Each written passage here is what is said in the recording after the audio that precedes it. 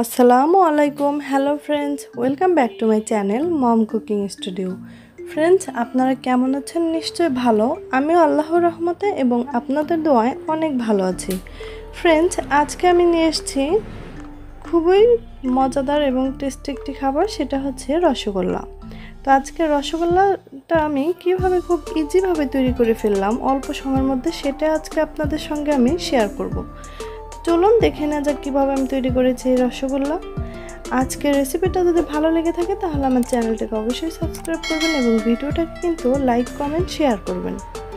তো ফ্রেন্ডস, আমি এখানে 2 লিটার পরিমাণ দুধের ছানা তৈরি করে নিয়েছি। ছানার রেসিপি অলরেডি আমার চ্যানেলে একটা দেওয়া আছে, পারফেক্ট ছানা কীভাবে তৈরি করা হয় আমার চ্যানেলে গিয়ে আপনারা দেখে আসতে পারেন। তো ছানাটা আমি ভালোভাবে ঝরিয়ে নিয়ে একটি প্লেটে নিয়েছি মথে নেওয়ার জন্য। তো ছানাটাকে আমরা আটাটা যেভাবে নেই ডো তৈরি করি ঠিক সেভাবেই কিন্তু মথে নিতে হবে। লক্ষ্য রাখতে হবে মথে নেওয়াটা যেন পারফেক্ট হয়। আমি এখানে ময়দা দিয়ে দিচ্ছি 2 টেবিল চামচ। আমি একবারে দিলাম না, 2 বারে দিয়ে দিলাম। তো এবার আমি আস্তে আস্তে ভালোভাবে এভাবে মথে নেব। লক্ষ্য করুন, মথে নেওয়ার উপরে কিন্তু মিষ্টিটা অনেকটাই নির্ভরশীল।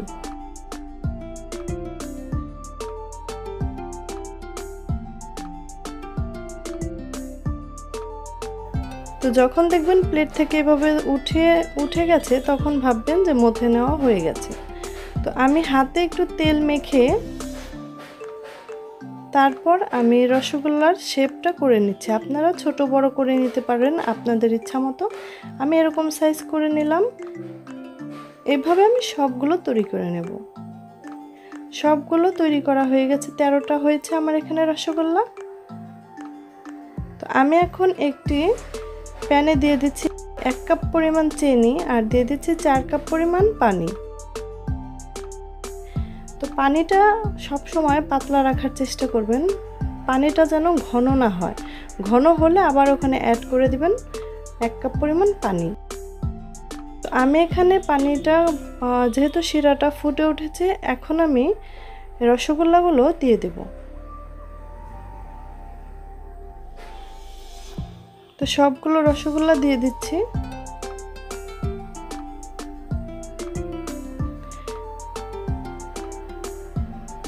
তো এবার আমি ভালোভাবে একটু ফুটিয়ে নেব।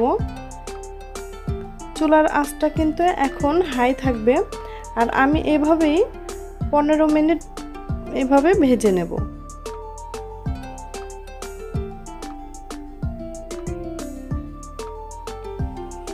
লক্ষ্য রাখবেন শিরাটা যেন ঘন না হয়, শিরাটা যেন পাতলা থাকে।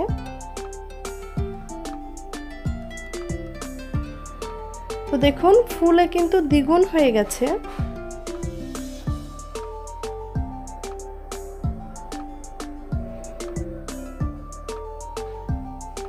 তো আমি চুলাটা অফ করে দিয়েছি। এবার ঠান্ডা হওয়ার পর সার্ভ করে দেখাচ্ছি। দেখুন ঝটপট কিভাবে তৈরি করে ভেজাল মুক্ত রসগোল্লা। বাহিরের রসগোল্লা না খেয়ে বাসায় কিন্তু অল্প সময়ে তৈরি করে খেতে পারেন রসগোল্লা। এই রসগোল্লাটা অনেক স্পঞ্জি হয়েছে, দেখতেও অনেক ভালো লাগছে। আজকের রেসিপিটা যদি ভালো লেগে থাকে তাহলে অবশ্যই একটি লাইক দিয়ে যাবেন আর আপনার প্রিয়জনদের মাঝে আমার এই রেসিপিটা শেয়ার করবেন। আজকের মতো এখানেই বিদায় নিচ্ছি। অন্য কোনো রেসিপি নিয়ে আবার আমি চলে আসবো আপনাদের সামনে। সেই পর্যন্ত আপনারা খুব ভালো থাকবেন আর আমার জন্য কিন্তু অবশ্যই দোয়া করবেন। আজকে এতক্ষণ আমার সঙ্গে থাকার জন্য আপনাদের অসংখ্য ধন্যবাদ।